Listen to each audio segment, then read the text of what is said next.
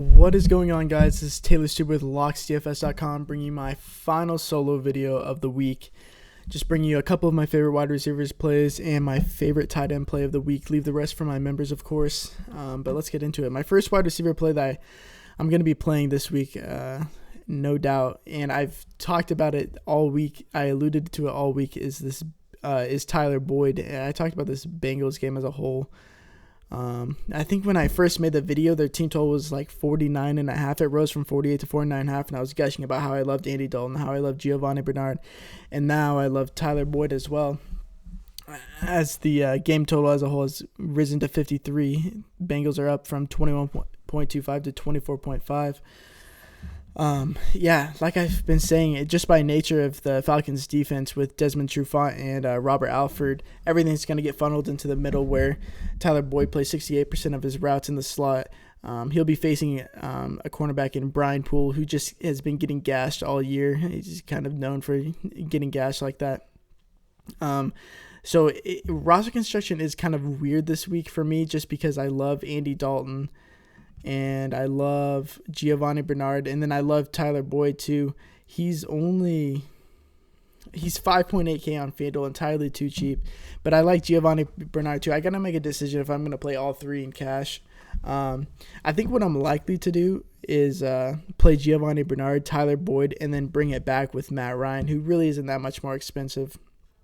And Tyler Boyd is also 4.6K on DraftKings, which I really like the price. There's no way I'm going elsewhere at my cheap wide receiver spot. But I think this week I'm also going to play another cheap receiver, and I think Addy talked about it in his GPP video. I thought that we were talking about earlier in the week, and I think we both thought it was going to be sneaky, but as the week progressed, he built steam more and more, and it's seemingly going to be like a cash game lock. It's going to be really chalky, but we both think it's really, really good chalk, just because we saw last week when Atlanta was playing the Saints. Marshawn Lattimore was on Julio Jones, and Calvin Ridley got loose for 3 touchdowns. He had like a career game. Well, obviously a career game. He's a rookie, but super big game, just because Lattimore was shadowing Julio, and Lattimore should be covering Odell for the majority of the game, you would think, even though Odell, I think, is a sneaky spot to go off, just because people have that recency bias with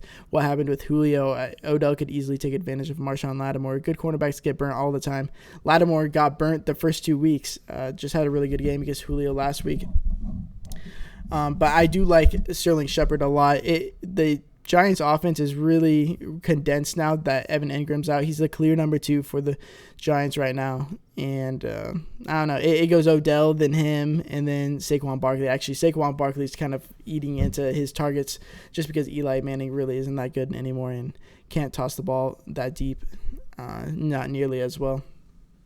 And then my favorite tight end play of the week is Eric Ebron. Going to be super chalky, I would imagine. The other guy I like is Tyler Eifert, but I think I'm going to go with Ebron this week, just because he played 88% of the snaps last week with Jack Doyle out.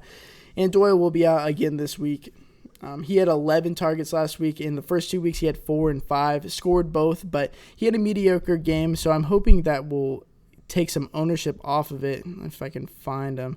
He's only 3.6K over here on DraftKings. If you see, he had 11 targets compared to 4 and 5 the first 2 weeks.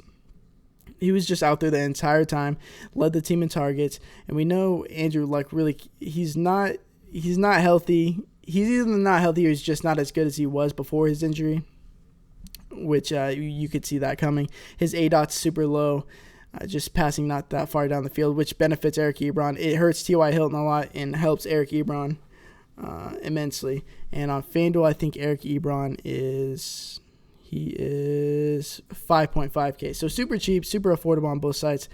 Really safe. I think it's a really safe floor in cash games somewhere I'm going. If I were to pay up, it would be, I don't know. It's probably going to be Zach Ertz if I'm paying up, but I usually pay down at tight end and quarterback, and so I think I'm going to side with Eric Ebron at 5.5K on FanDuel. So anyways, our podcast should be out tonight or tomorrow morning, so either way, make sure to subscribe if you want more free content like this. Until next time, peace.